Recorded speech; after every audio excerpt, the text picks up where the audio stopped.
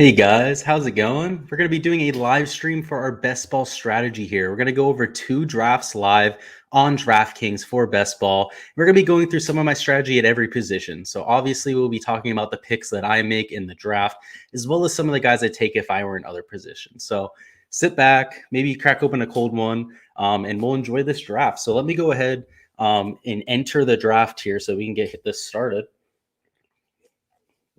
Okay, so we're in a draft here. I'm going to go ahead and share my screen. So what we're going to do is this is going to be in DraftKings for best ball, but these rankings that I have would also be for season-long leagues as well. So I have no particular draft strategy. I'm going receiver heavy this year for sure, running back heavy as always, but taking a little bit of a stab in fading the quarterback and tight ends position a little bit. So you'll see that in my rankings.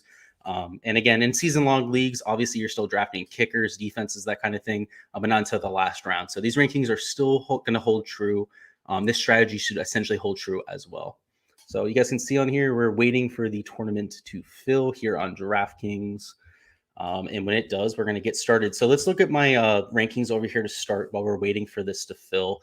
You can see Christian McCaffrey, my number one player. I posted my top 100 players to draft in fantasy football a little bit earlier on today. So if you already saw that video, none of these rankings are a surprise, but I see McCaffrey at number 2.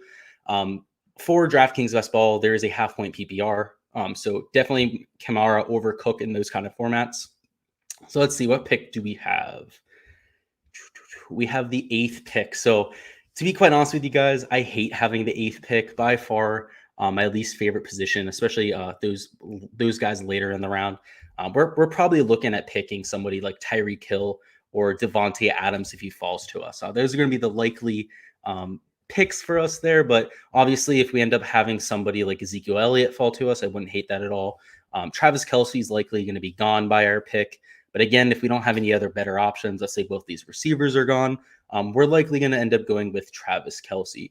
So just to start at the top, if I have the first pick, I'm picking Christian McCaffrey in every league I have. His ADP is 1.1. He's essentially getting drafted in 90% of fantasy leagues with the first overall pick. So if you're going to get access to Christian McCaffrey, if you're going to do so in best balls, it's going to be when you have the first overall pick. So if you have that, make sure you do so. I don't think you need to overthink that very first pick of these drafts. So let's see who Mr. B goes with here. I'm thinking he's going to go with Christian McCaffrey, but we'll see. Yep, Christian McCaffrey went number 1. Dalvin Cook number 2. You're going to see that a lot. Again, if I have the number 2 pick, I'm usually going with Alvin Kamara, though.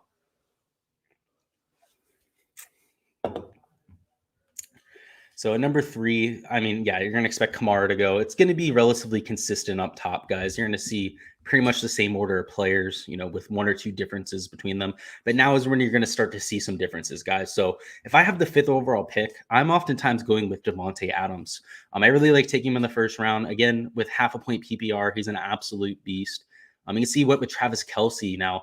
That's going with the ADP approach. A lot of people are taking Travis Kelce this early. I'm not necessarily such a big fan. Again, it's the tight end position.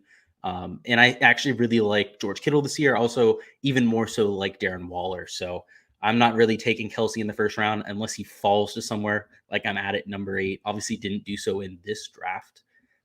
Come on, Davante Adams. So they picked Tyreek Hill. That was very interesting. With number 6, they didn't even pick Adams. That was very surprising. Now we have a chance to get Davante Adams with number 8, which would be optimal. That would be very surprising. I'd be very happy with that. If not, we're going to have to pick Ezekiel Elliott. My least favorite pick in this spot. Yeah, it's looking like we're going to have to pick Zeke, guys. All my options ahead of us got picked.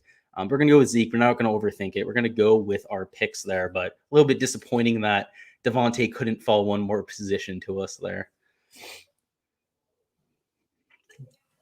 Aaron Jones. You guys can see in that position, if Ezekiel was off the board and I was number 9, I would went with Saquon Barkley. Definitely wouldn't last until my next pick, and I think Saquon has a very good bounce back here. Eckler, I don't hate the pick. Najee Harris, somebody I'm very much so down on this year. I'm a Steeler fan, guys, and even me, I don't think he's going to have a great year. He's going to be spelled by Benny Snell quite a bit. Najee Harris also is probably only going to get 10 to 15 carries a game, probably about 5 catches a game. So I don't hate the production. I just don't think he's first round worthy. So yeah, I think that was way too early for Najee there, guys. Ugh. So you went Gibson with his first pick. So when you get stacked up like this, when you end up with number 12, I usually like to go 2 wide receivers or 2 running backs. You're dealing with first round picks. You're dealing with 2 absolute studs. So rather than split it up 1 and 1, I try to differentiate a little bit and stack one position. Not many people are doing that. So doing so gives you some uniqueness, especially if you're dealing with a grand prize pool contest, not just like a season long format. You see, Saquon just went, damn, if he would have fallen the whole way to us, I would have picked him. Let's look at who we're looking at. So we have 4 of my top wide receivers available. It's looking like we're going to go for one of those guys. If Stephon Diggs falls to us, I'm going to be extremely happy with that. If not, we're probably looking at DeAndre Hopkins, guys. Yeah, so we've got sniped 2 times in a row. Not looking like it's going to be one of our more lucky drafts, but we can still definitely try to, come through, get some good picks in here. We're going to go with DeAndre Hopkins, guys. I absolutely love the upside in that offense. Not only adding AJ Green on the other side, he's not going to get quite as many double teams as a result. Kyler Murray also has another year of experience. Somebody who's going to be a bona fide superstar, was for the first 14 games of last season. So I really like DeAndre Hopkins' upside. Again, he was injured for a lot of last year as well, kind of had that lingering hamstring issue. So when he comes out this year, he's going to be fully healthy. I expect big things from Hopkins. So let's see. So Calvin Ridley went after, no surprises there, guys. I could have gone with Calvin Ridley if my other guys were off the board. You can see DK Metcalf is still there. Now, if I was at pick 20 right now, I'd be all over DK Metcalf. You can see he's my number 14 ranked player this year. I expect huge things from the big guy. He's somebody who's going to have a lot better route running this year. Somebody who has more experience in NFL with NFL coaching. I can't say enough good things about him. Of course, his quarterback is Russell Wilson. Has an absolute beast throwing to him.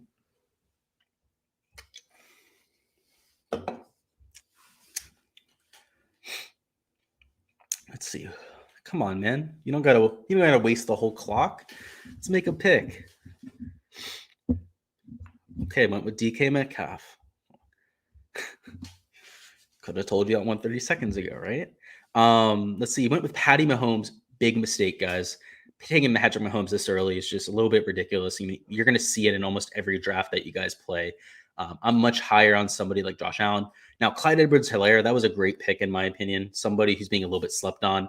That Kansas City offense can score plenty of touchdowns. Clyde Edwards-Helaire is very good out of the backfield as well. So he's going to be playing all 3 downs.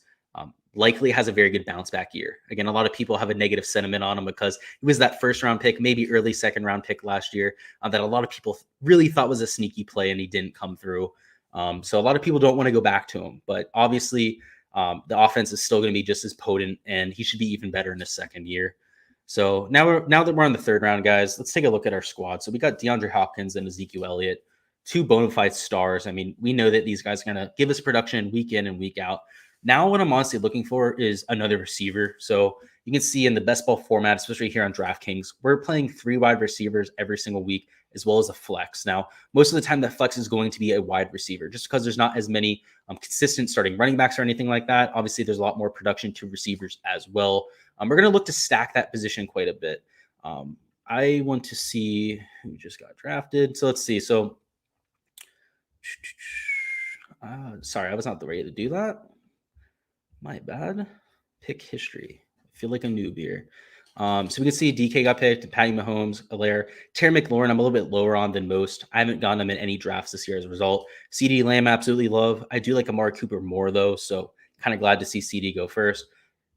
Keenan Allen, absolute beast. High volume offense out there in LA. Can't knock that pick at all. So we're here at pick 29. We still have Justin Jefferson on the board. We also have David Montgomery. Now, I know I mentioned, guys, that I want to get a wide receiver, but if David Montgomery's there, I'm not going to be able to resist. He's one of my favorite running back options, especially in PPR formats. Up there in Chicago last year, they had a dreadful offense. He still put up great numbers. Obviously, is a little bit receiving dependent, but we're in a format like this. That's exactly what we're looking for. You can see Justin Jefferson went off the board. Would have been nice for him to fall to us. We're going to probably see Amari Cooper picked here, probably somebody like Allen Robinson as well. You can see Josh Allen went. That's a little bit of a bummer as well. I wasn't going to pick Josh Allen in this spot. I would have picked him if it was around 35 and he were to fall to us, but I'm not willing to go early on these quarterbacks. It's just not my style in fantasy, especially in a format like best ball where you're trying to get so many running backs, so many wide receivers and whatnot to fill out your team. There's just a lot of opportunity cost with going to somebody like Josh Allen. So, like I said, I'm not going to be able to resist David Montgomery there, guys. David Montgomery, somebody I'm targeting in the second round, maybe even early third round. You can see we got him towards the end of the third round. So really like him in that spot right there.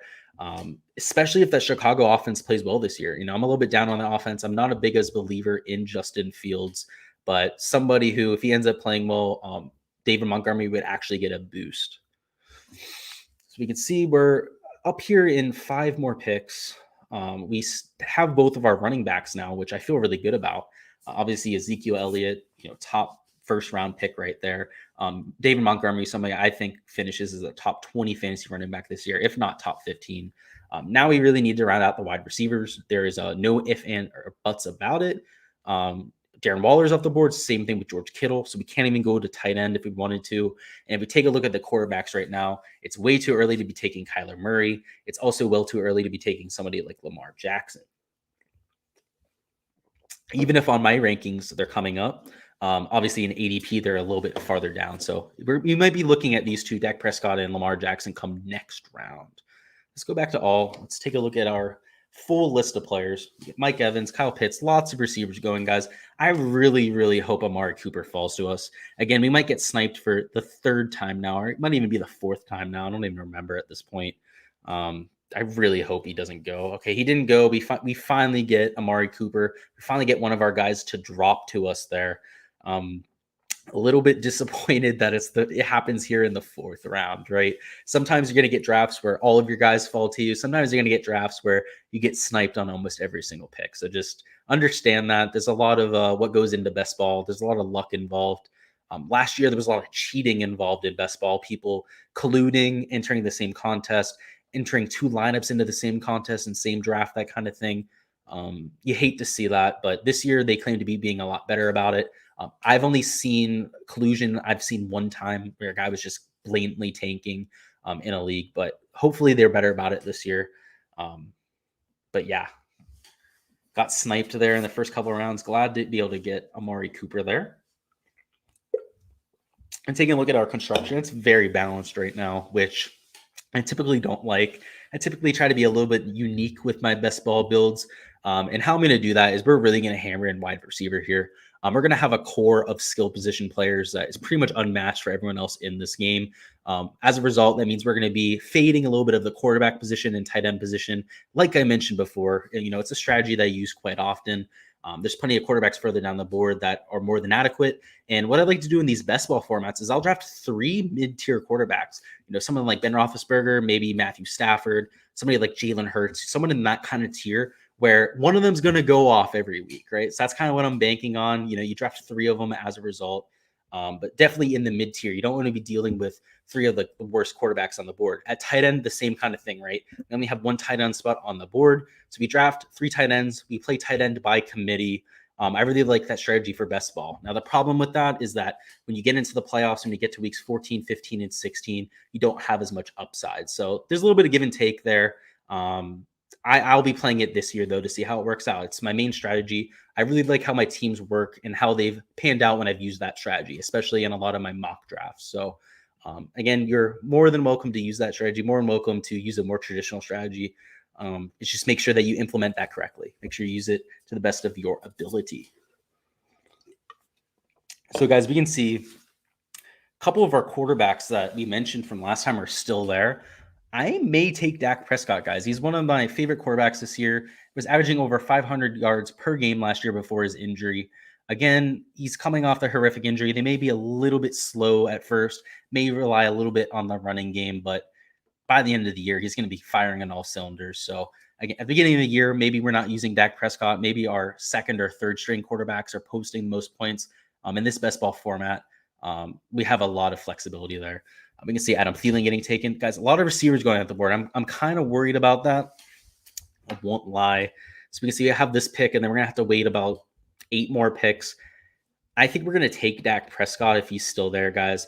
And then we're going to try and get Antonio Brown. Antonio Brown, my favorite play in fantasy this year, my favorite value play, somebody you can take a little bit later in drafts than I think he should be being taken. So, yeah, we're going to go Dak Prescott. We're not going to overthink that. My favorite running back this year. And you can see we have a Dallas stack going. So this was slightly on purpose, slightly not on purpose here. Obviously, Elliott's not somebody I take in a lot of my drafts. I was kind of just had to take Elliott. But after we took Elliott, after we took Cooper, it just made perfect sense to add and make it an entire stack. Now, if we get into the playoffs and the Cowboys go on an absolute run, weeks 15, 16, 17, I could be winning the $1 million, or in this case, the 10,000 to first place. I really like that. It was an inadvertent stack at first, but now that we have it, we're going to fully embrace it. We're going to go try to get a Dallas tight end as well to complete that stack. We're not going to do that now, obviously. We're going to do that later on the draft. We can get someone like Blake Jarwin. Yeah. So let's see. Mike Davis was taken. I love Mike Davis this year, guys. He's a very good value play. Let's see. Sergio right there. That was a great pick. And the one thing I'll mention too, now that I notice that Sergio is the guy who's bookend, I hate being bookended, guys. It's brutal. You get hardly any time in between picks. And unless you have your rankings done beforehand, like I have, making sure everything's dished out, it gets really difficult. You're kind of like surfing around trying to find your guys. So I always recommend make sure you have your rankings set beforehand so you're not dealing with that issue, because it sucks, to be quite honest with you. So we can see Antonio Brown's still there. He's not going to get picked before us. Now I say that, someone's going to go way hunting down the board once again, but nope, they don't. So we're going to take Antonio Brown. It's a little bit higher than I usually take him in my drafts, but the fact that we have almost 18 picks in between us until our next pick, 15 picks to be exact, I don't love our odds of getting him that second time around. So I was going to take him right there. Antonio Brown is going to have a huge connection with Tom Brady. Obviously lived with him last year. They're no longer roommates or anything like that. He's going to be the slot receiver down there in Tampa Bay. Also go for some deep routes as well. A very similar role to what we saw in Pittsburgh. And just to remind you guys, 3 years ago, Antonio Brown, the best receiver in the NFL. No ifs, ands, or buts about it. Best in pretty much every single statistic. I'm a Steeler fan. I obviously have a soft place for Antonio Brown in my heart. I look for a huge bounce back year. Again, I think Tom Brady is going to throw the ball an absolute shit ton this year. We did so last year in his first year in that offense. Towards the end of the year, he really commanded that offense, really took it from being a run first offense into a pass first offense, and look for that to continue here in 2021. So let's see. Mark Andrews went right after Antonio Brown. I really like Mark Andrews this year. Could have picked him as well. You can see he was my top ranked play there, of course, but Antonio Brown was a little bit more important for me. Darrell Henderson Jr., guys, heavily overrated. I think Sony Michel has that job by week 3 or 4. Let's see. We're about 8 picks away. Now I think we're going to go with another wide receiver. So like I mentioned before, first of all, there's a huge run on wide receivers going in this draft. You can see we're almost caught up to ADP right here in terms of wide receiver. Go over here to running back. It's very scarce as well. So I'm very happy that we have Elliott. We have David Montgomery. I don't particularly like any of these candidates as well. I have my eye on Sony Michel, though, like I mentioned. I think he has a starting job towards the beginning of the year. So the fact that we already have 2 stud running backs means if we draft Sony Michel, we're not worried about him not playing for a few weeks. We're going to have these 2 guys to rely on. And further down the board, later on the season, when Sony Michel is getting a lot of carries and everything like that, we're in a pretty position. So I absolutely love him. We're going to be getting him likely with our second pick this time around. Let's take a look at these wide receivers, though. So we're likely to see OBJ go off the board well before we get there. Yep, there he goes, OBJ off the board. We're likely to see probably some of these guys go. And again, it's way early, right? You can see their ADP, some of them 80s, 90s, mid 80s. And we're up here at pick 76. That means there's been a massive run on wide receivers. I'm glad we at least have 3 solid ones on our team. But that's why we're going to go wide receiver here. Unless everyone gets picked, obviously, then we'll probably go with another quarterback. But let's see what happens over these next 4 picks here. Russell Wilson gone. Again, I wasn't going to pick Russell Wilson. We already have Dak Prescott. Kenny Gallaudet right now would be the pick, by the way. Kenny Gallaudet, a number 1 wide receiver. Even if Daniel Jones isn't the best, Gallaudet did very good last year with David Blau. So if he can do it with David Blau, I'm sure Daniel Jones will be able to give him a few touchdowns, probably 1 a game, something like that. Let's see, TJ Hawkinson. Don't hate. I love Robert Tonyan. Love that pick. Tight end's getting really scarce, guys. I need to consider that at some point. But these guys are going well above ADP. There's just a run on tight ends. And typically, I don't like to join that. I feel like that's chasing. You end up losing ADP, losing some value. I'm going to go best player available, guys. If Kenny Gallaudet is there, we're going to pick Kenny Gallaudet. Yeah, no questions about it. Kenny Gallaudet, great pick there. Somebody I'm higher on than most, but when he's there and he's the best player available on my board, I'm always going to take him. So let's see. We got another 8 picks here until we're up. I think we may go with a quarterback. If Matthew Stafford is there or Tom Brady particularly, he will be the pick. Let's see, Tyler Higbee. Actually, we have Dak Prescott as a quarterback, right? So we don't necessarily have to go quarterback yet. I'm very confident about Dak week to week. The more that I think about it. So what pick did I have? So I had the 8th pick in the first round, and we got sniped 3 out of our first 4 rounds. So this draft not necessarily going our way. We're still doing what we can with it, but we're going to do a second draft too. Hopefully get a better position. Hopefully not get sniped on every pick. Let's get back to it over here. So we got Marquez Callaway that just got picked, guys. See some of the other picks. Trey Sermon got picked. I'm not as big on Trey Sermon. I think Raheem Mostert's still going to get a lot of carries. Matthew Stafford got sniped. That's great. But hey, Tom Brady's still there. So if we have to go with Tom Brady, we can. I'm not going to take Devontae Parker this early. He is somebody I absolutely love, though. Honestly, Tom Brady might be the pick. I mean, I have him as ranked at number 71, right? So at pick 89, I know obviously we have other positions that we're looking to round out, but best player available right now is Tom Brady. The only person I'd consider other than Tom Brady is Sony Michel, which actually, yeah, we're going to go with Sony Michel. They are running on running backs, also tight ends and wide receivers. So the fact that he is still, who's closer to 110 ADP, he still could have gone sniped there. So I want to make sure we get our guys. Took Sony Michel right there. One of my favorite plays of the entire year.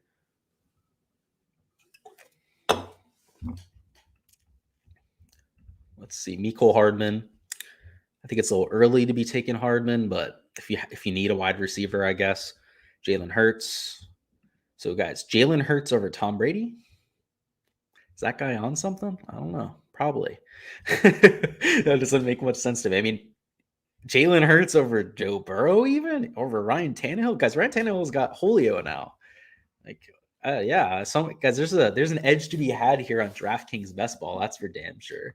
I mean, you got guys drafting Jalen Hurts over Tom Brady. So mind-boggling. Okay, Brandon Cooks, very volatile play right there. If you can get a guy to throw him the damn ball, hats off. He's going to be of great value for that guy. So love that pick. I've been getting a good amount of Brandon Cooks in my lineups. Let's see, Darnell Mooney. Don't love Darnell Mooney. Great pick, whoever got Tom Brady right there. Obviously, I was considering taking Tom, but went with Sony Michel.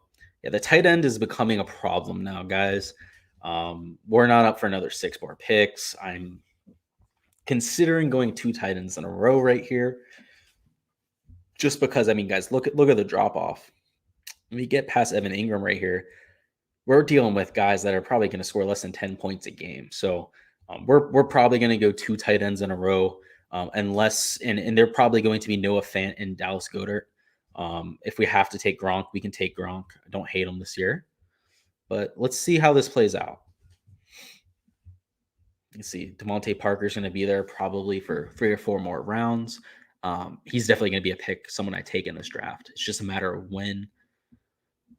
Mike Williams, don't hate that pick at all either. Has Justin Herbert throwing him the ball. Very high volume offense. Justin Herbert loves to throw the ball deep as well. So great pick right there. Was injured for a lot of last year, so his stats don't look great. So get Russell Gage, young up and coming wide receiver. I just don't like the Atlanta offense. There Tannehill goes, great pick.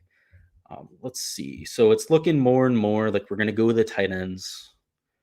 I mean, taking a look at these picks here. I mean, they're just going ADP right now. They've gone away from the whole streaks of players, which I like. They're not running on players anymore. Anytime that happens, by the way, I'll say it again. I think it's the 3rd time I said it. I don't participate in those runs. You're typically having to draft below ADP and all that. You want nothing to do with that in fantasy. Way too early to be taking Michael Thomas, buddy. He's like a 130 ADP. I have him at like 110, but that is entirely too early to be taking shots on him. Again, he's only going to play like 4 games this year at most, and those would be the playoffs, granted, but he's going to be coming off a bum ankle. So I do not agree with that one, to say the least. All right, so Melvin Gordon went. That's not a great pick on that guy. So we're gonna go Noah Fant. Noah Fant. I really like the fact that he has Teddy Bridgewater throwing him to now instead of Drew Lock. And even with Drew Lock, even with the backups last year when he was out, put up decent numbers. You know, he's an athletic tight end, somebody who can get yards after the catch. So I honestly don't hate picking him right there. He's going to probably be our best tight end, the guy that we score week to week, especially if Teddy Bridgewater has anywhere close to the season he had last year. He was good enough to make Robbie Anderson and DJ Moore both top 20 wide receivers, which was the only team in the NFL to have two top 20 wide receivers on the same team. So that's jarring, right? You don't think of Teddy Bridgewater being one of the top end quarterbacks in the NFL. And their number 3 wide receiver, Curtis Samuel, was also top 30, I believe. So it was all 3 of them that were absolute stud wide receivers. So I look for similar numbers in the Broncos offense this year. You're going to see me take a few shots on some of those guys here in a little bit, particularly Noah Fant, like we just took. He's one of my most exposed plays here in 2021.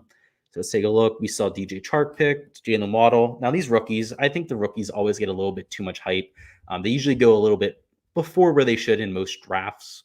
Let's go Amon. I can't say that guy's name. Detroit offense is a complete dumpster fire. Nothing to do with it. Mike Gesicki went, right? So he would have been the backup to Goddard. We really, really need to hope that Goddard doesn't go right now. Please. Actually, it would be a little bit above ADP. Actually, it's right at my ranking. So I don't mind taking Goddard here if we have to. Yeah, we're going to take him. I mean, look, Jonnu Smith even went, right? Another tight end. So definitely going to be taking Dallas Goedert. There's definitely another run on tight ends, but I'm glad to get somebody at my ADP, you know, and I'm not reaching for him or anything like that. So I don't feel bad about it. Let's see. Sorry, I had to check that there. All right, let's look at the pick history while this goes through. So Michael Carter, I don't really believe in the kid, right? He's a rookie coming out in a really shitty offense with Zach Wilson as his quarterback. Not my favorite pick. So let's look at the roster while we wait here. We have all of our positions filled in terms of starters. Obviously, have a second tight end for Noah Fant right there. I like that combo. You know, Goddard's going to get plenty of touches this year. He's actually caught the most balls of anyone in training camp for the Eagles. So obviously, Jalen Hurts likes targeting him.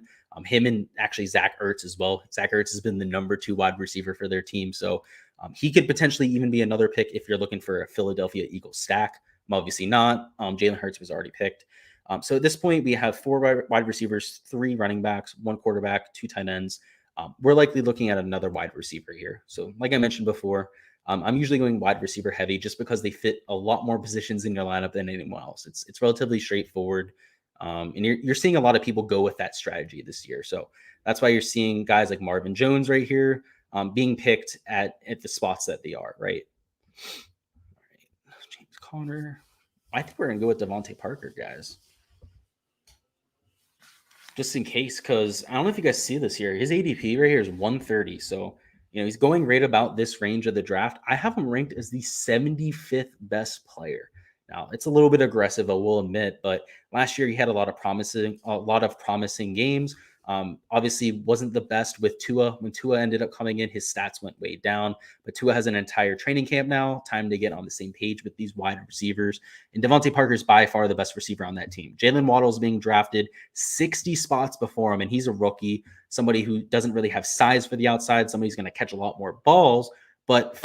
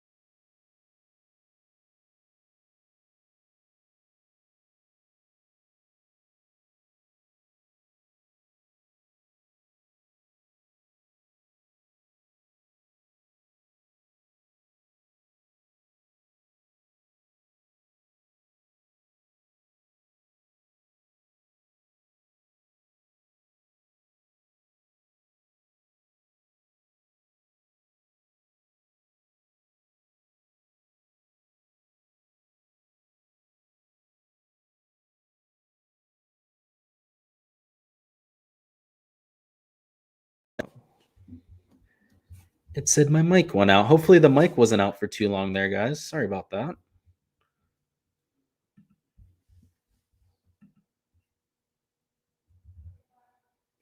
Let's see. We're up in another 15 picks. So we're starting to get to the point of the draft, guys, where it starts to die down a little bit.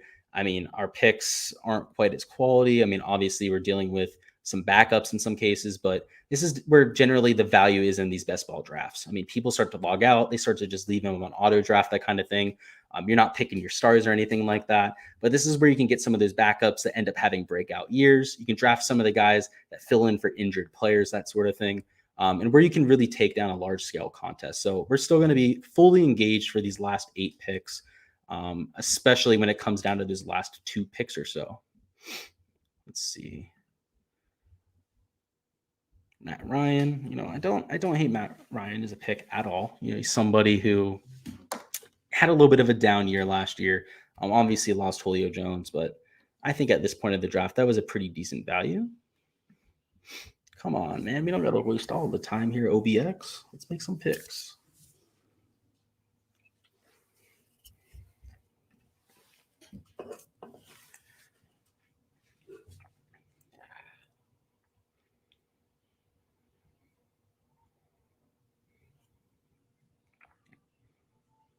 All right, let's see.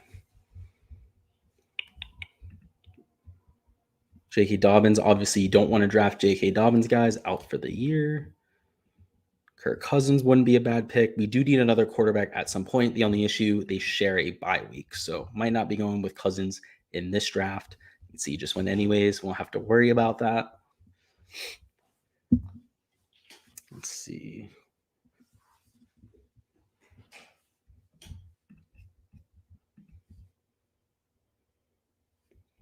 Sterling Shepard.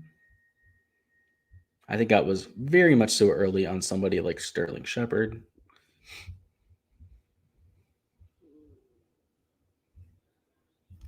Yeah, I'm liking where we're going up here. We're probably going to end up taking Randall Cobb.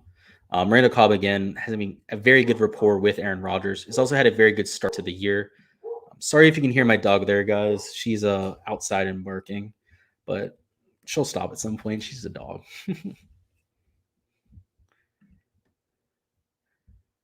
All right, so we got Emmanuel Sanders. There we go. Well, Emmanuel Sanders went after us. We got Randall Cobb like we wanted.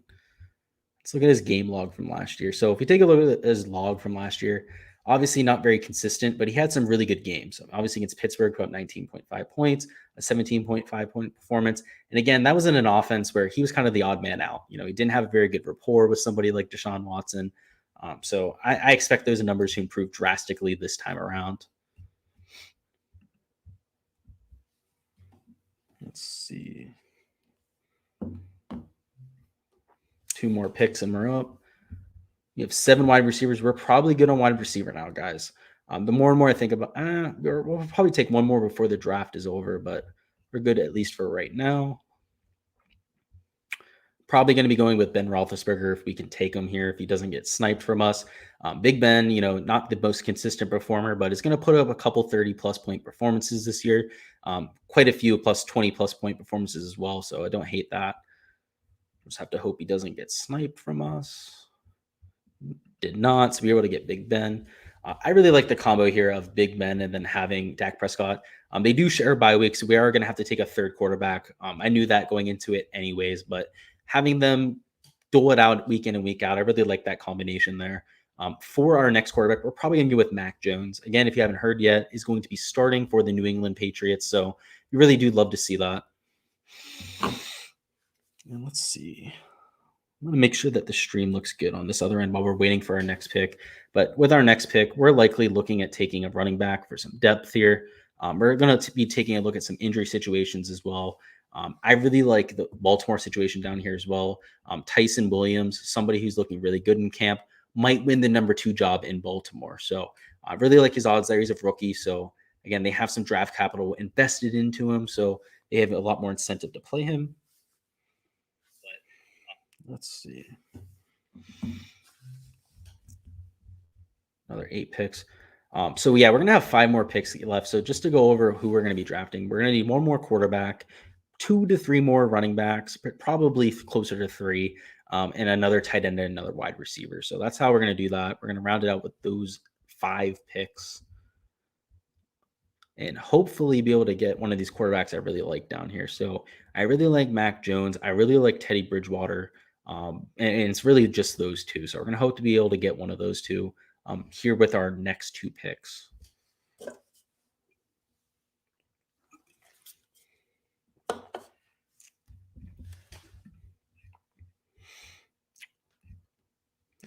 All right, so we're up in another 6. It's looking like Mac Jones just went. So obviously one of our quarterback targets just went off the board. Not ideal right there, but we still do have, what's his name, Teddy there. So you might have to go with Teddy now. You know, it's a little bit worrying now. Ryan Fitzpatrick goes. I don't want to miss out on Teddy Bridgewater. I mean, below that, I think it's a very large drop off. You're looking at probably 30, 40 fantasy points per year kind of drop off after Teddy Bridgewater. So definitely going to try and squeeze him in here if we can. Only have 3 picks to go to do so. And you can see, obviously, he's ADP is much lower than some of these other guys here, but I think he has a lot more upside. I think they should be the other way around, if anything. I do like Teddy Bridgewater. I like Daniel Jones because he has some rushing upside. I don't know why Carson Wentz is as highly ranked as he is, why he's being drafted where he is. We don't know when he's actually going to be playing for Indianapolis. Zach Ertz, tight end. Don't love that pick. I mean, I think it's a little bit early for Zach Ertz. He's not even the starter out there for him. Come on, let's get Teddy. No snipes. Let's go. There we go. We were able to get Teddy Bridgewater. I really like our 3 quarterbacks at this point. Obviously, Teddy Bridgewater is going to have to play week 7 because we have shared bye weeks there with Dak Prescott and Ben Roethlisberger. But with Teddy Bridgewater, somebody who had a great year last year, again, like I mentioned before, was able to have 3 top 30 wide receivers. So obviously was dishing the ball out well, putting up a lot of production. And obviously he's overrated, right? He went this far in the draft, down here at 177. I don't expect that to happen in every draft that I have, but when it does, I'm definitely going to go to him. Let's take a look at running back now. Running back, we're really dealing with the scrape in the bottom of the barrel, right? We're out here at 180 ADP. Pretty much all of our guys are on point with that. The only reason that J.K. Dobbins is still here is because he's hurt. So again, if you guys didn't know that, out for the year. But this is where we're going to take some shots. So in our lineups here, we don't have Alvin Kamara. So in lineups where I don't have Alvin Kamara, I really like taking Latavius Murray. So if Kamara goes out, ends up getting injured early in the year, Latavius Murray could very well be a top 5 or even top 10 running back for the year.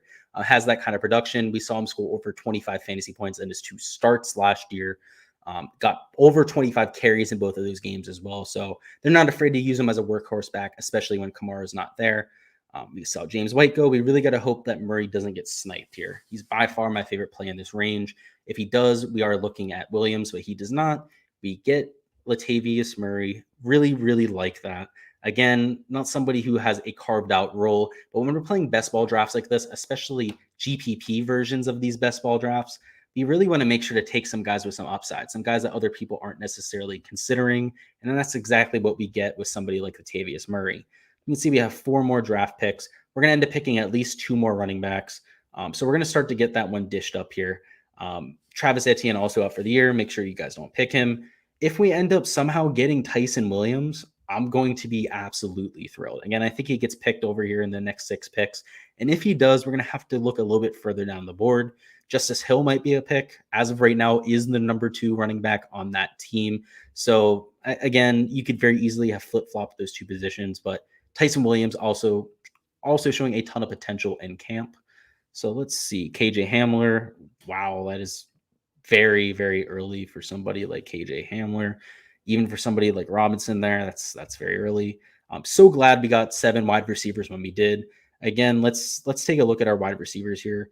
Not only do we have Hopkins, Cooper, and Brown, 3 studs, we have an assortment of bench players as well. You know, DeMonte Parker, Cole Beasley, Randall Cobb.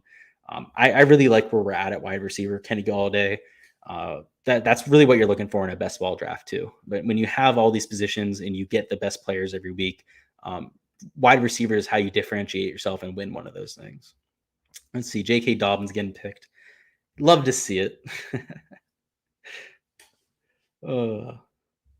I know he's supposed to be able to come back at some point this year. They've said that he's not on season-ending injury reserve or whatever. He's on the special version where you can come back after 12 weeks.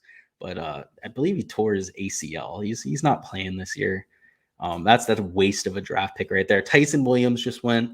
Again, I didn't expect him to last, so I'm not too bothered about that. Jerick McKinnon might be a play here, guys. Obviously, Clyde Edwards-Helaire is the number one on that team, but injury can affect anyone. And in a draft like this in best ball, these are exactly the kind of guys I'm looking for. So if Jerick McKinnon falls to us, he'll likely be the pick.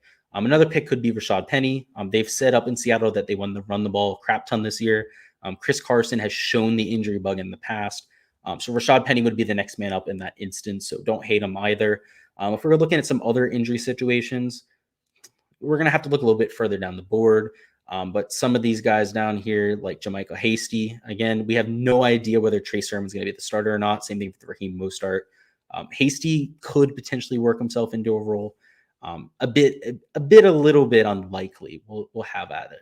So there we go. Jerick McKinnon, got him to fall to us. If we end up getting Rashad Penny to fall to us as well, we will likely take him. Again, you can never have too many shots on these guys down low. You're hoping that an injury comes through. You're hoping that you garner that upside. But make sure you guys aren't drafting guys that would be injured. Sorry, that would benefit from an injury on your team, right? A lot of people call that handcuffing. There used to be a strategy in fantasy football with that. But when you're in a best ball format, you really take away a lot of the upside in your lineups. You're kind of handcuffing yourself in that situation. So you don't want to do that in a best ball. Maybe in a season-long league, you get away with that. So Daniel Jones went. Not my favorite quarterback. Not somebody I really had my eye on. Diane Brown, haven't really seen anything out of him in the preseason. So, again, not really somebody that I'm looking at. We have all of our quarterbacks. We could go with wide receiver. I'm not completely against that. See Dan Arnold, tight end for Carolina. Again, not one of my favorite picks. It looks like we might get Penny. Would be very, very happy with that. If not, we're likely going to look at the tight end position or at the wide receiver position.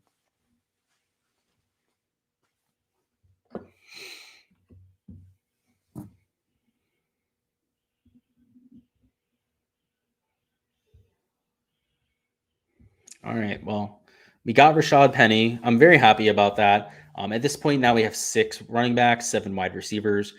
Again, we have 2 really solid running backs that are probably going to start every single week for us. So I like having some of these flyers down low just in case they really have that high upside. At this point, we're probably going to look at one more tight end with our 19th round pick. And then our last round, we're probably going to just take best available. I'm going to take a look at the board, try to find one of our sleeper picks for this year and just go with them. When we get down to that 20th round, you really can't be that picky. That's just really all it is. A lot of the guys that you wanted are obviously going to be off the board. Taking a look at our tight end board right now, looks like O.J. Howard's going to be the pick. Obviously, Rob Gronkowski has the injury bug. We've seen it time and time again. O.J. Howard's somebody who is very explosive. We've seen it in training camp. We've heard a lot of good things from him here in the 2021 training camp. Has shown flashes in the past as well. I mean, big play upside. So O.J. Howard, definitely going to be the pick if he falls to us here at about 10 picks.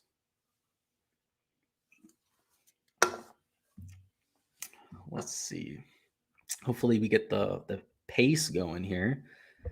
I mean, we're in round 20. We shouldn't really be spending much time on these picks now, huh?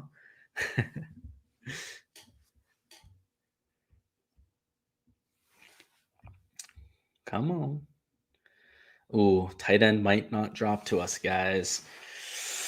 Let's find a backup because we very well may need the backup. Jimmy Graham's going to be the backup. So Jimmy Graham not getting the attention that he should because people are expecting Cole Kmet to take the job. But sneakily last year, Jimmy Graham had a great year. So, you see O.J. Howard just went off the board. Somebody also had the same thought I had. Completely all right. We're going to be looking at Jimmy Graham. Again, his ADP down at 225. Not even being drafted in a majority of these leagues. Again, I don't know how these guys are taking so long to make their picks. Maybe they're all sniping each other. That's the only excuse I can think of for taking this long to make a 20th round pick. Travis Etienne went. Wow. Guy's not playing the entire year. Darrington Evans. Hey, if Derrick Henry goes down, Darrington Evans, guys, he could be a very good sleeper pick this year. I've taken him in a few of my best balls so far, just in case Henry gets hurt. Because, Darrington Evans obviously going to run the ball an absolute crap ton if he goes down. Matt Breida, I'm not as big as a believer, right? He's the third stringer out there. So we are going to be able to get Jimmy Graham. Absolutely love that. Jimmy Graham catches a lot of touchdowns. So in this best ball format where we're really playing our three tight ends that aren't that great, if he's getting a touchdown every other game, he's going to be a good fill-in for us. So I like where we went with that pick. And now for our last pick, we're really looking at either a wide receiver or a running back. Our quarterbacks are really solid. Again, the only issue would be the shared bye weeks. But again, at quarterback, where would we go? I mean, if you take a look at the board, it's pretty much bare empty. We don't even have any starting quarterbacks out there. We take a look at running back, kind of like Justice Hill. So if he falls to us the whole way down at the end of next round, I would not hate taking Justice Hill. If we go to wide receiver, definitely like John Brown. So John Brown right now is kind of the odd man out there in Las Vegas. But if any of the receivers out there get injured, he'll be inserted into the starting lineup and have a key role. Rashad Perriman, part of a dreadful offense, but has a huge big play threat. So in terms of best ball, might not be the worst last round pick. Let's go a little bit further down the board. I mean, heck, Julian Edelman, just in case he decides to sign with the team, obviously a very good scorer. We go down here, Dez Fitzpatrick. A lot of people, so he just got waived. Never mind. A lot of people thought that he may have had a chance to contribute for them, but never mind. Obviously, you have two stud wide receivers on that team. Travis Fulgham, I don't hate. Travis Fulgham just got let go, but another team's likely to pick him up. One of the better receivers for the Eagles there in 2020. And it's looking like we're going to end up taking John Brown, guys. It's not my favorite pick in human history, but at the same time, if someone gets injured on that Las Vegas team, he's going to be thrusted into a starting role. And last year was sneakily productive. I mean, wasn't as productive as Cole Beasley on that Buffalo team, but still got the job done. Still a solid spot starter, especially for us down in this 20th round. So let's see. Will he drop to us, or will we have to pick Rashad the Perriman? Let's see. We're able to pick. Wait, what? Did I just pick him off? I have no idea why I thought it was my pick. Or one more away. There we go. Come on, John Brown. John Brown got sniped. Lovely. We're going to end up going with Rashad Perriman. I mean, we had the backup for a reason. Rashad Perriman, again, big play threat. I would have liked John Brown a little bit more, just because if there was that injury, he'd be able to put up some consistent production. But with somebody like Rashad Perriman, somebody who's going to be able to play right away for the Detroit Lions, and even if it's not the situation, I don't hate it.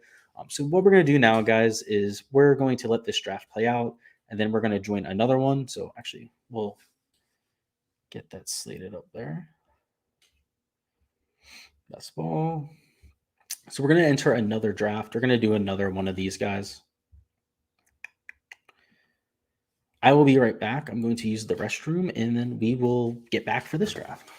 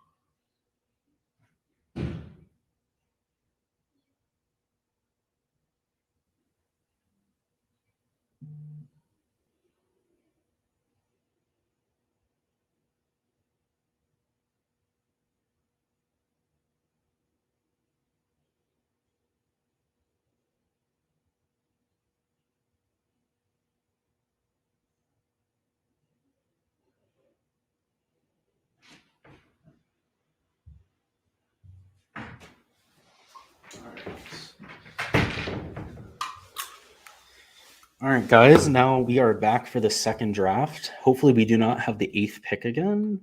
We don't. We have pick number 10, which is slightly better in my opinion. We get a little bit closer back towards that bookend. We're able to take two studs up top, so don't hate it at all. Good, just glad we didn't get the 8 spot again, because in my opinion, that's the worst place to draft out of, and you don't want to be there. Let's take a look at some of the guys we're drafting with. Don't recognize any of them, which should be a good thing. We don't have any of the sharps that I know in here. Let's see. So, first pick, as always, guys, I'd go with Christian McCaffrey. I don't think you have to overthink it. Absolute stud. Let's see, he went with Dalvin Cook.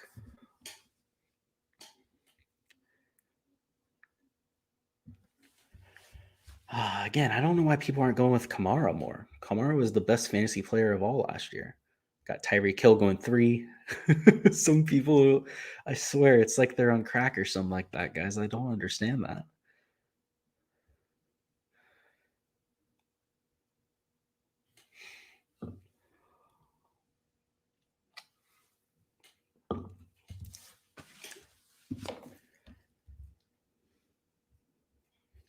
These guys are going to take the whole time, aren't they? That's my favorite part about best ball, guys. If you can't tell, is people taking a long time to draft. That guy just let it auto pick for him. Like, why are you even going to enter a best ball if you don't make your picks? Like, jeez.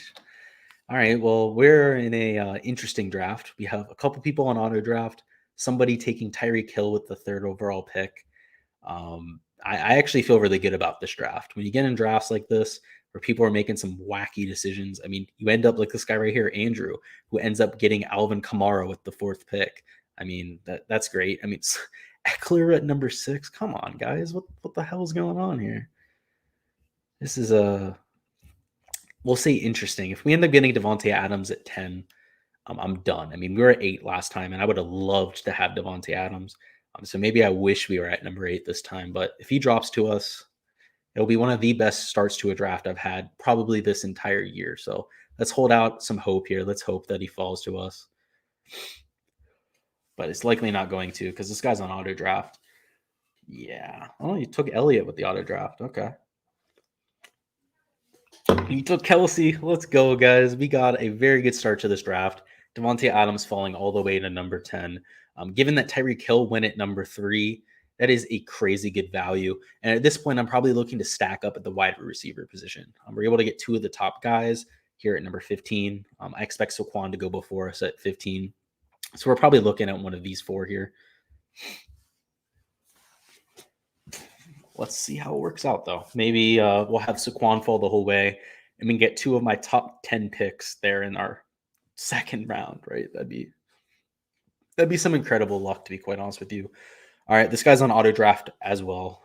It's disappointing to see, guys. I mean, no one's actually drafting in this draft for whatever reason. Auto draft is Stephon Diggs. I think that's a very good pick. The auto draft is likely going to take him to DK Metcalf or Calvin Ridley next. Perhaps Jonathan Taylor if he decides to take running back, but we'll have to see.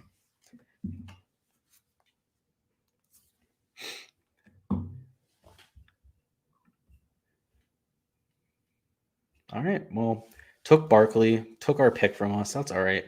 Ended up taking Antonio Gibson. That was not someone I was going to go with. So in last draft, we ended up taking DeAndre Hopkins.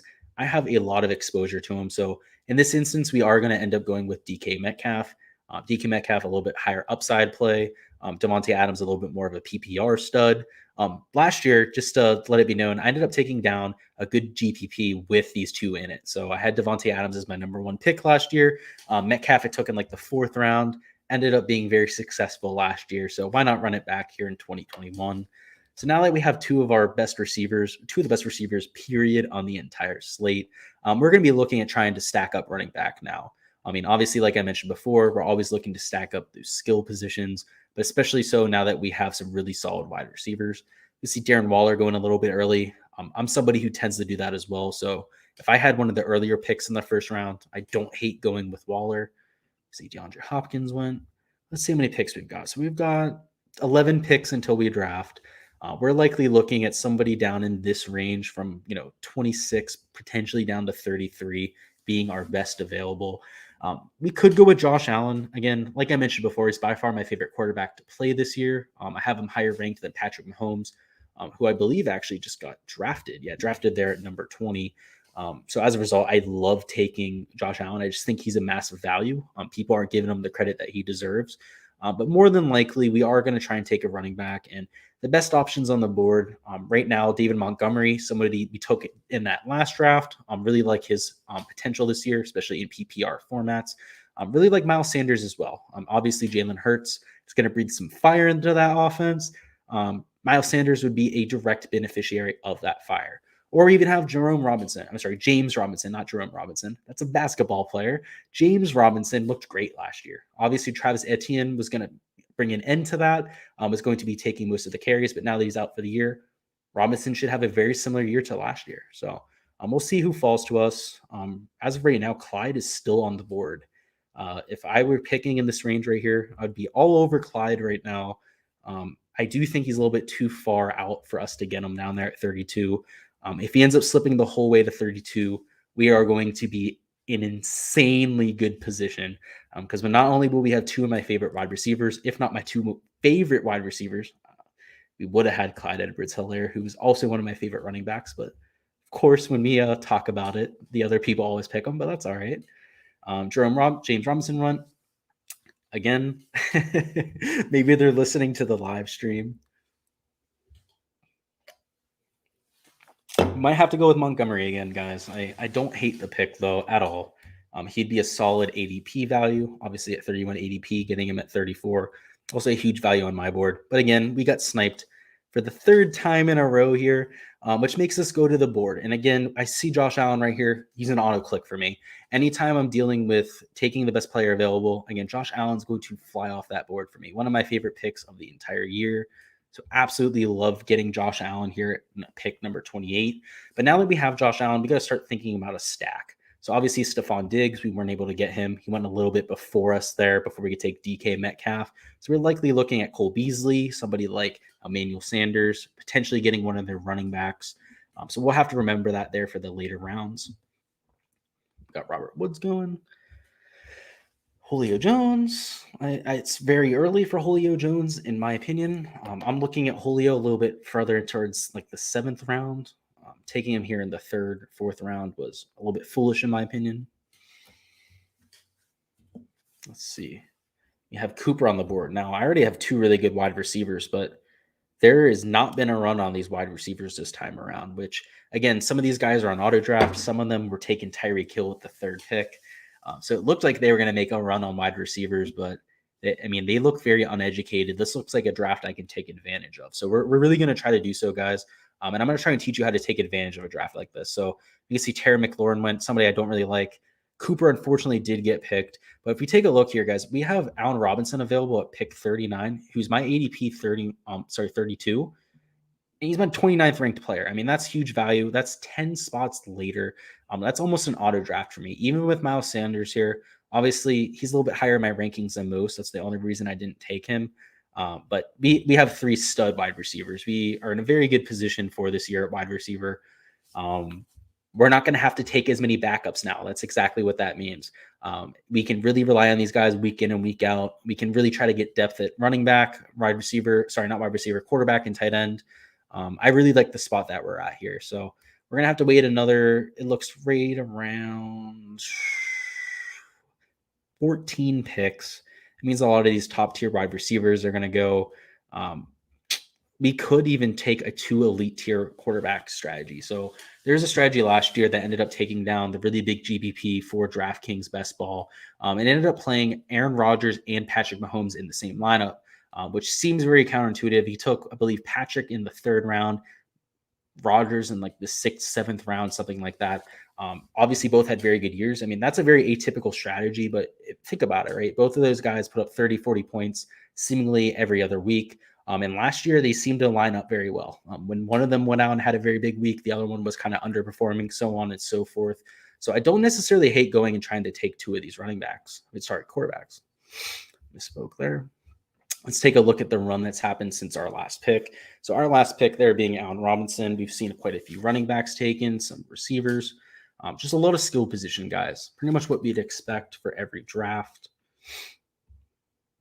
So they've gone a little bit more on pace with the normal drafting schedule. They aren't taking some of these crazy picks anymore. except for Gus Edwards. That is entirely too early for Gus Edwards. Myles Gaskin, very early for Myles Gaskin as well.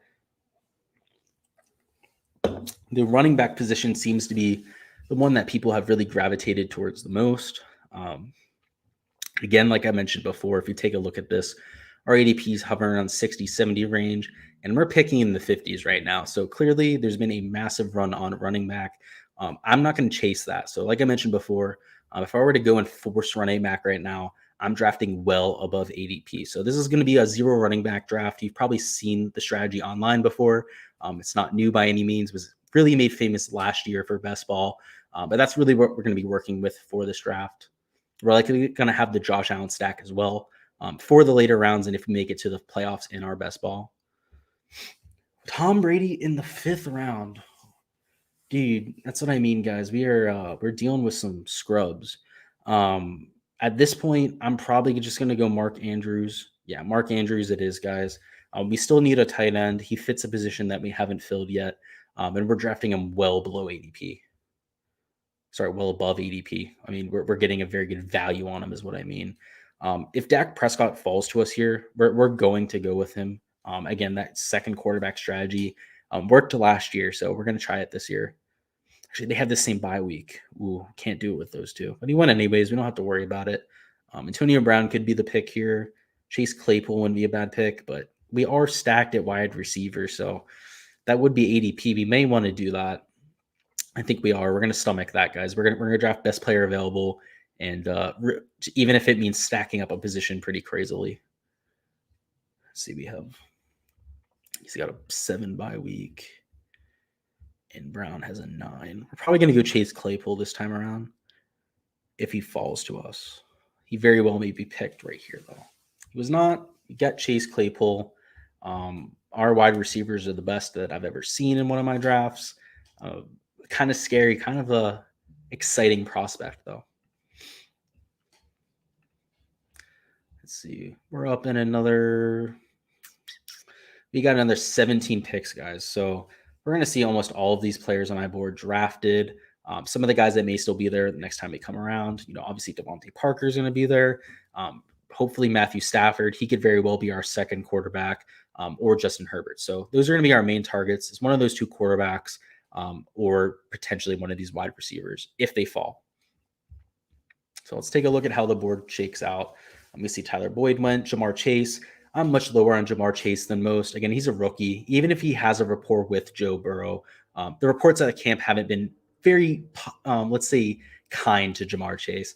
He's had quite a few drops. The coaches have said that they don't expect it to be a problem. But again, how would they know? It's very early. The fact that there is negative sentiment coming out about him isn't very encouraging. See, Juju went. Guys, some of these draft decisions of these guys are very questionable. We're seeing a lot of people drafted well below ADP. That's good signs in terms of plus EV, right? You want to see guys taking a lot of shots on people. You want to be able to take the best players available. That should essentially be your strategy in best ball, along with stacking. Let's see, Jamal Williams. Yeah, it's so early for some of these guys. You see, as a result, we're here at ADP in the 70s, and we have plenty of guys here in the 60s. So I'm liking where we're at. Let's see. He went with Odell. I like Odell. I think he's a little bit of a sleeper pick. I just don't like the Cleveland offense. Very much run-centric. Not a team that's going to throw the ball a whole bunch here in 2021. Darrell Henderson Jr., again, I very much so like Sony Michel more. We actually are probably going to end up taking Sony Michel in this draft just because it will be a 0 RB draft for quite some time. Just take a look at that. You can see Sony Michel. Where does he rank? He's our second available running back right now. That's the run on running backs is kind of jarring in this draft, guys. I haven't seen one like this in quite some time. I'm very tempted to go and take Sony Michel. It seems like I'm reaching. Obviously, am ADP there at 106, taking him at 82. But there's almost no one available anymore. I mean, we've seen quite a run on running backs, and see the other side of the argument is what I love so much about the 0 RB strategy, though, is that we can really stack up our team, and if we do this the right way, Let me see. We could take Robert Tonyan. He shouldn't be here. Or Logan Thomas. He shouldn't be there.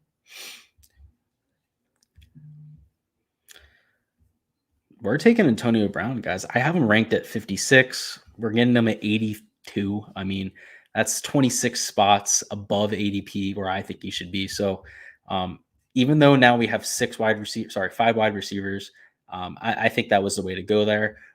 We have pretty much the best combination that you could have at that position at this point. We don't need it anymore. Our job now is going to be to fill up our running backs. It's going to be to go extremely aggressive with them, try to find some guys that could have some breakout years. And obviously for us to have a winning lineup here, for us to have a good year, we're going to have to get these flyers right. So it's really all going to come down to these flyers. So stay tuned. We're going to be picking a ton of sleeper running backs for the draft. It should be really entertaining. These are guys you can probably get way, way down in your drafts. Not just if you're employing this strategy. So keep that in mind. Logan Thomas went. That was a great pick. Well above ADP. Let's take a look. Kenny Gallaudet is another guy who's slipped quite a far ways. Same thing with somebody like Matthew Stafford. We've seen a lot of quarterbacks picked. So the fact that Marcus Callaway just went, I think we're going to be taking Matthew Stafford, somebody who I'm really high on this year, somebody who has Sean McVay as his offensive coordinator, has the best weapons he's ever had in his entire career. And even when he was up in Detroit with that dreadful offense, put up immaculate numbers. So now that he has everything working for him, I look for him to put up some historic numbers out in LA. And by historic, I mean he could potentially break the passing record. I'm not kidding when I say this. I've already bet this. I've bet that he breaks the passing yardage record. So I've been saying it since the beginning of the season. It's like my biggest hot take of this year. But I really, really, really like Matthew Stafford this year. I cannot explain that enough, especially now that Cam Akers went down. And instead of being a run-centric offense, they're going to be throwing the ball 50, 60 times a game. I mean, he has 17 games this year. Obviously, he's going to have an extra game to put up that 6,000 yards. So perhaps the whole yardage record thing isn't as much of a hot take, but I definitely still think he's going to have the most passing yards in the entire NFL.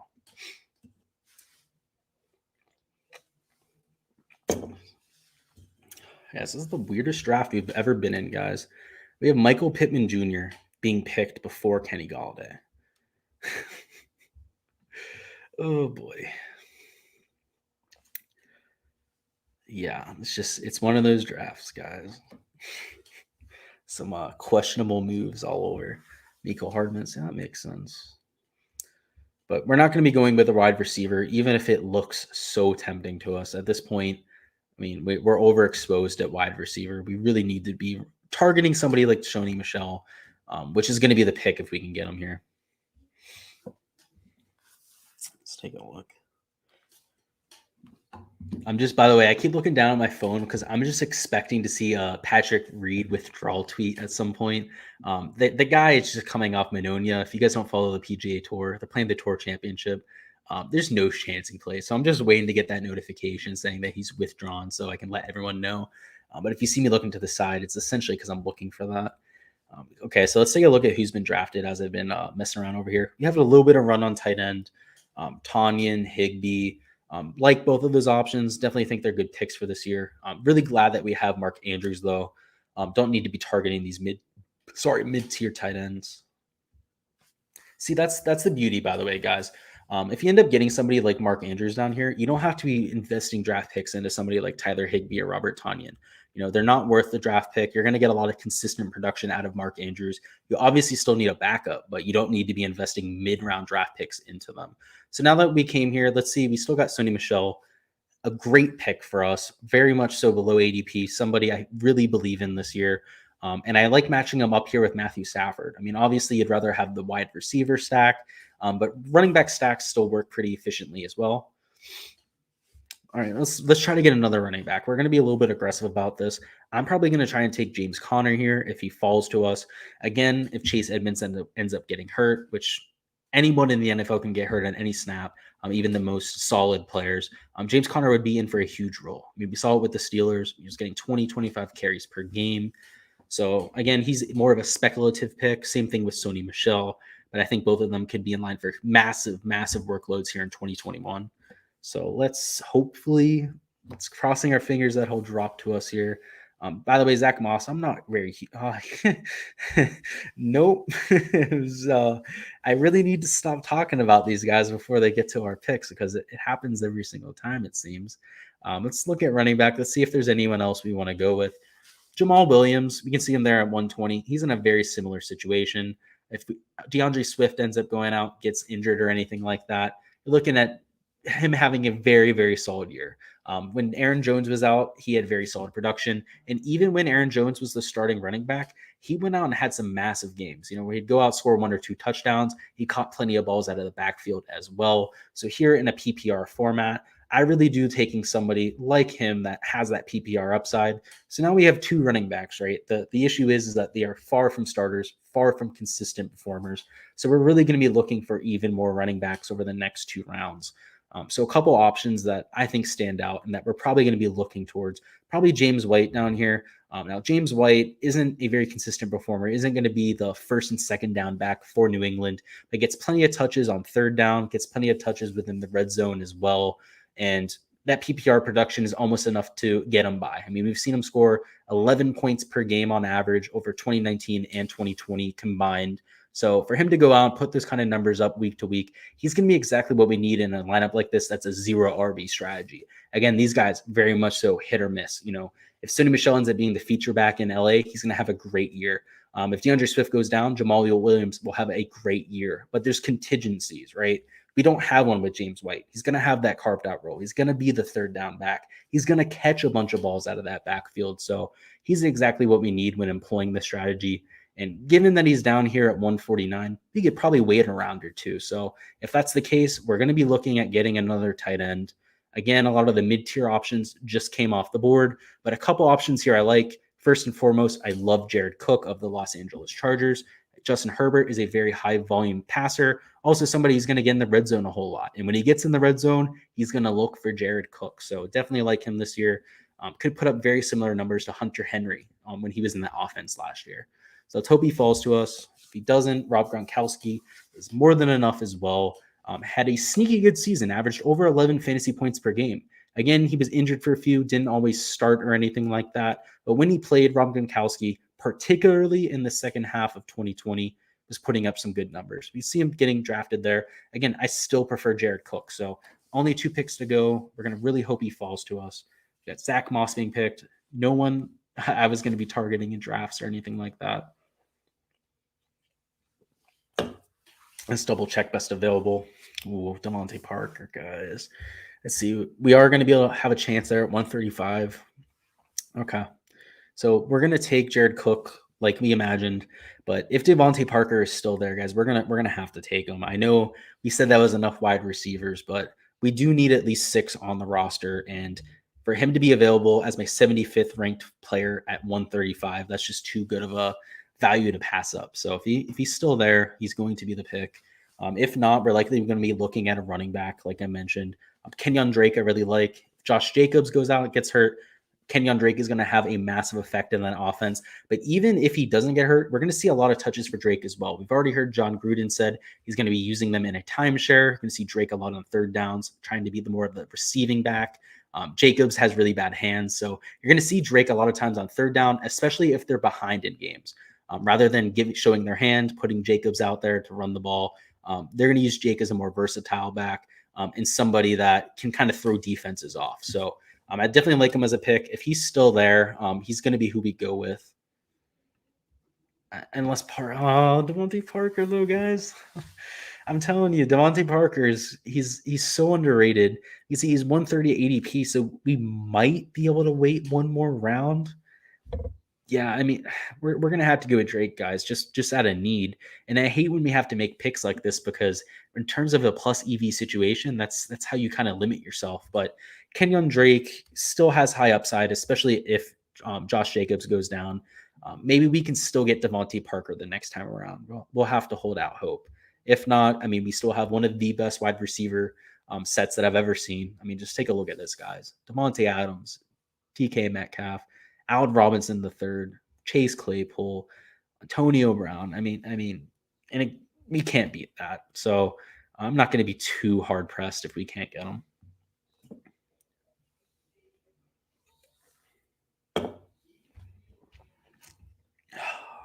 Let's see.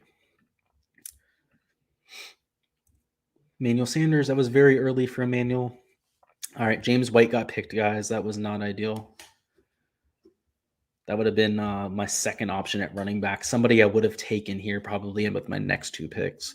It was a very sharp pick by whoever did that. All right, well, we can go to some of the guys we went with last time. I mean, I told you guys about Tyson Williams. We weren't able to get him. Latavius Murray we drafted. Again, very high upside if Kamara goes down. Ramondre Stevenson, guys, I don't think he's going to see the field. They got 3 backs ahead of him over there. Not my favorite pick right there. We'll leave that there. I don't want to be too rude. Now, if anyone picks J.K. Dobbins, I'm going to be rude. you don't get a get out of jail free card for picking a guy on IR. That's ridiculous. All right, Elijah Moore. Don't like the pick just because of Zach Wilson. Zach Wilson doesn't look great so far. Tua's an okay pick at quarterback. I just think he lacks a little bit of upside. We don't have to worry about quarterback though. We've got Matthew Stafford and Josh Allen. 2 top 10 quarterbacks in my opinion. So I absolutely love that position. Love our wide receivers. Honestly, love our tight end as well. At tight end, we have Andrews, and we also were able to get Jared Cook. If we can mix in another tight end over the next pick or so, really our only weakness is running back. And we've taken some flyers at running back. We're obviously going to need some luck, but employing the strategy, the 0 RB strategy, that's exactly what we're looking for. We're executing the 0 RB strategy very well right now. Let's just say that. Let's go down to tight end. We're likely looking for a guy with some upside here. Again, Mark Andrews is going to start week in and week out. Jared Cook's going to score a bunch of touchdowns. He's going to be a good flyer play. Fill him in here and there when he catches 2 touchdowns in a game. We're looking for a guy that can really go out and put up some splash performances. Maybe catch 2 or 3 touchdowns. So I'm looking for a red zone threat. And honestly, to me, that's either Evan Ingram right here or Zach Ertz. Zach Ertz, we don't have Dallas Goedert in this draft. If Goedert were to go down, he would become a massive usage in the Eagles offense. So yeah, we're going to go with Zach Ertz there. Again, Zach Ertz and Dallas Goedert have been by far the most active players in that offense over the last few weeks. Caught the most balls in terms of practices and whatnot. So I like that. Let's try to figure out what we're going to do at running back here. So we were able to get a tight end. We're already stacked at wide receiver. We don't really need to go there anymore. Let's take a look at running back. See, I'd rather wait for some of these guys. I really like Latavius Murray. We saw that in the other draft when I went for him. We also see Jerick McKinnon down here. Jerick McKinnon, Kansas City offense. If Clyde Edwards-Helaire were to go down, he's in the absolute money. So let's see how this goes. We may end up taking best player available. See, we don't really need a quarterback, so we wouldn't go with Kirk Cousins. Oh, we're in a bad spot here, guys. We don't know who to draft. What we're going to do in a situation like this, we already have our 3 tight ends. We're going to go to running back, and we're going to take somebody that we know we can rely on. And for me, that's Latavius Murray, somebody that has upside, somebody I'm willing to go to in every single draft that I have, just because if Kamara goes down, this is a top 10 running back in the NFL, somebody who's going to put up probably 100 yards per game. He's going to get 25 carries per game. He reliably did that last year in Kamara's absence. They completely changed the offense. They turned it into a power run offense rather than more of a short dink and dunk offense. That's just how versatile Sean Payton's offense is. We've seen it happen before, so really like that pick.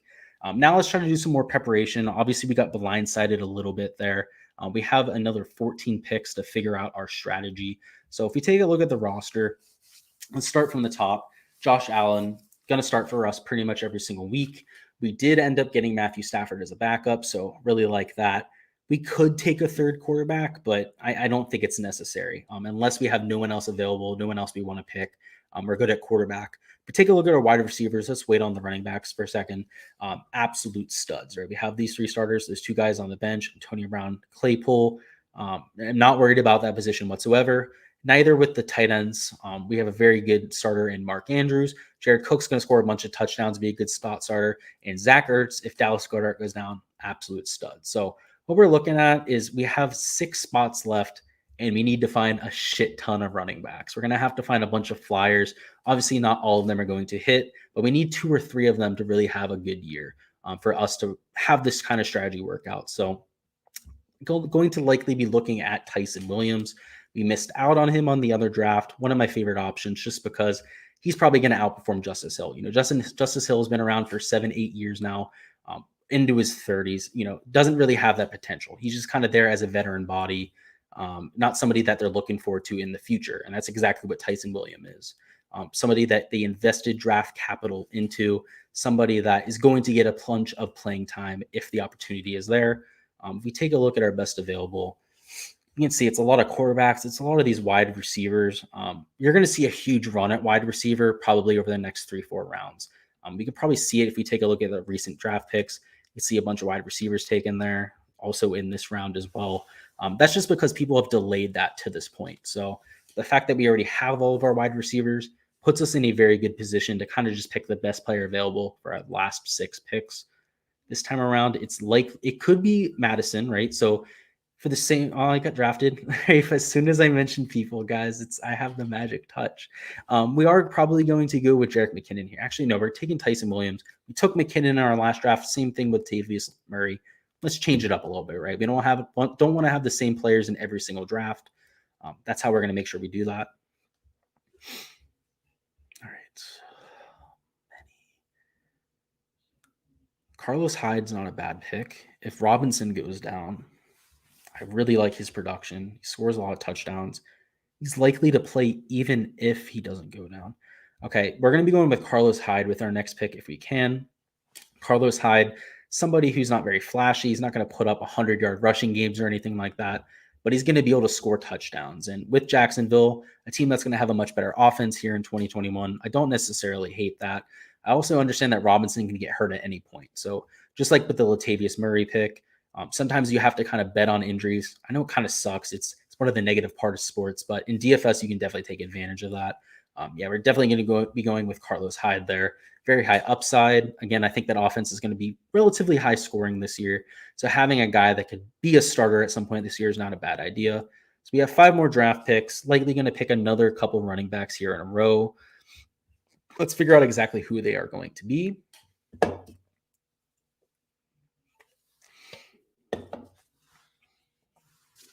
Okay, so taking a look at some of our options, we're probably going to be scraping down the board quite a bit. So one of the guys in this range here, Rashad Penny, we saw that we took him there in the other draft. I don't hate him as a pick, but to take him here in a 3rd draft in a row, I took him earlier today as well. It's probably not the best choice.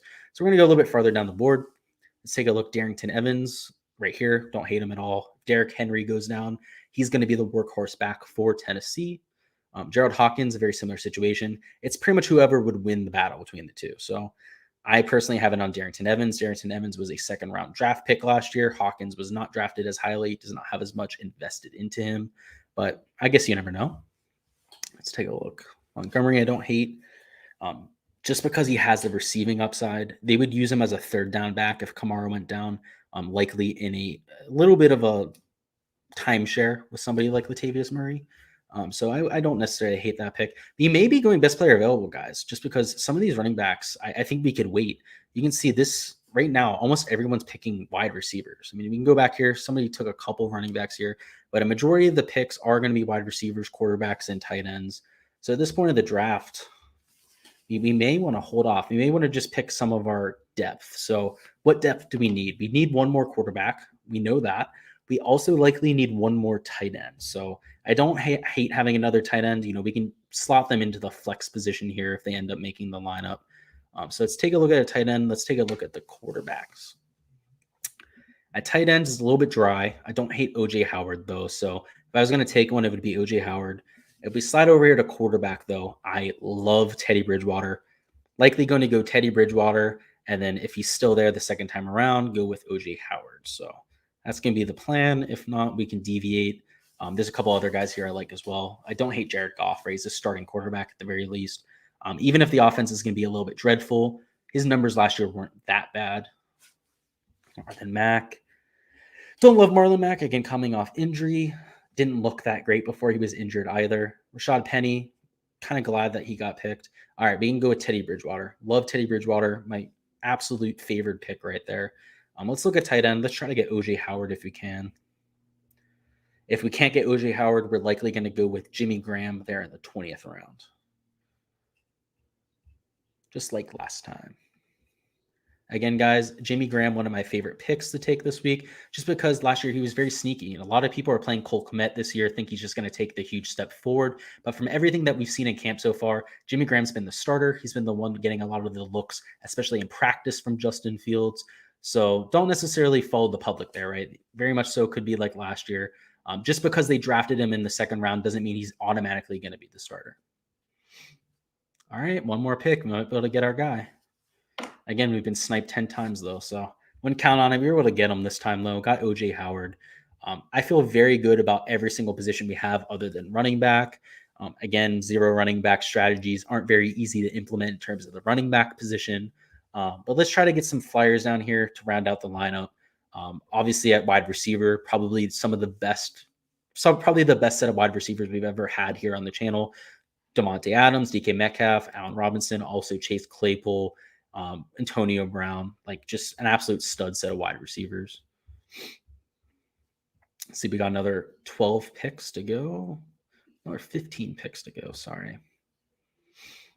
Let's see, we got a couple wide receivers going here, guys. So like I said, you got to keep track of the runs that are happening in your draft. We saw wide receiver being widely ignored for the early parts of the draft. That's why I got such good wide receivers on my team. But now you're going to see it regress back, right? People are going to have to start picking those wide receivers. And now that we have them out of the way, we're able to really capitalize elsewhere. So let's take a look at the running back position. Ty Johnson, someone I really like going to. So Ty Johnson, the backup right now to Michael Carter. A lot of people, again, just assume that Michael Carter is going to get all of the work. I don't necessarily think that's going to be the case. He wasn't somebody they took in the first round or anything like that. Hasn't really impressed to this point in camp. So if he ends up struggling early on, Ty Johnson could end up taking over that starting job. And even though I don't like that New York Jets offense, if he's a starting quarterback on any team in the NFL, he's going to be a good positive EV play. But of course, as per usual here on the channel, as soon as we mention someone, he gets picked. Just means they're good picks. That's all right. All right, let's go over here to the running back. Cam Akers, by the way, guys, has not been rolled out for the entire year. Interesting situation. I will not be taking part of it, though. Some people are saying that you should take flyers on him, that he may potentially win you your fantasy league, blah, blah, blah, blah, blah. I think even if he comes back, he plays the last couple weeks, he's not going to have a huge impact. He's coming back from a pretty devastating injury. So if we take a look at our options here, we still have Darrington Evans, probably going to be the pick this time around. If we go a little bit farther down the board, the other people I would consider taking, Matt Breida, again, somebody who doesn't have a carved out role, but I think he has a better talent at running back than Singletary and Zach Moss, who right now are in front of him. So if he earns his way up the leaderboard, ends up earning a starting job or something like that, would be a very interesting pick. To see Joshua Palmer got picked.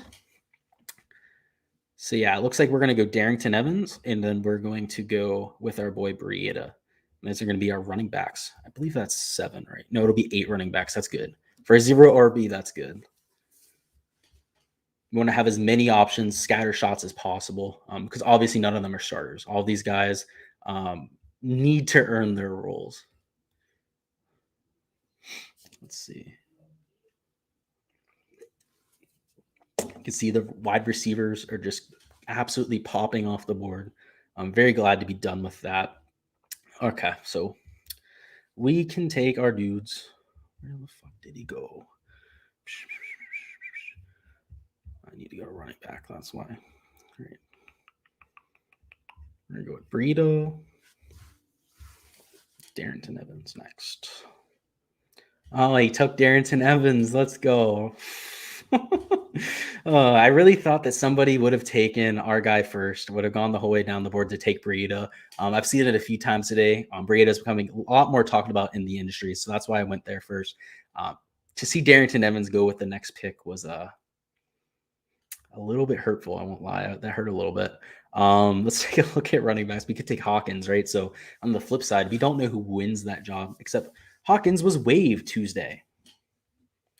Never mind, guys. Didn't know that. That happened just yesterday. So no, Hawkins is not going to win that job. We do have 7 running backs. We may just want to park it at that point. we might be able to just go wide receiver here. So let's take a look at wide receiver. Who we got? John Brown's a really good option. Again, we talked about him in our last draft. If anyone gets hurt on that Las Vegas team, he would be instantly inserted to a starting role on a very high caliber offense. Again, I'm talking myself into it right here. We got sniped last time around, weren't able to get John Brown. And that was earlier, I believe, in like the 15th or 16th round. So that shows you just how little receivers were taken in this draft, how little people invested into them, which to me is pretty mind-boggling. Again, let's look at this, guys. We have people in the 220, the 230 range, pretty much all available here. And we're drafting in the 235 to 240 range. So all of these guys are typically drafted in leagues and are right now not on a roster, which to me is very surprising. I haven't seen that in quite some time. So that's just interesting. Something I wanted to note from the strategy side. But we have our team drafted. Let's take a look at the team before we hop off here. Thank you guys for stopping by, of course. If you guys have any questions, feel free to put them in the chat. We'll get to them after we're done here. But we have Josh Allen at quarterback, also Matthew Stafford. Really, really like those options. Having Teddy Bridgewater as a fill-in option was great as well. I definitely like his production last year. It was very sneaky, made the receivers around him a lot better. So could very much so go out and improve on those stats just because he was such a quality quarterback. Again, we ran with the 0 RB strategy, so we'll end up with that. Our wide receiver is absolutely immaculate. Been over it quite a few times here. Let's go to the tight end position. We have Mark Andrews. We also have solid options in Jared Cook as well as OJ Howard. All of those guys are people that I believe in this year, people that can get it done week to week. Obviously, Mark Andrews being our starter. We also have Zach Ertz, meant to mention that as well. But all of these backups are going to put up solid production. So at the very least, we're not going to have a goose egg at the tight end position, which is great to see. But at running back, this is where this draft kind of went off the rails. You guys have probably heard the 0 RB strategy before.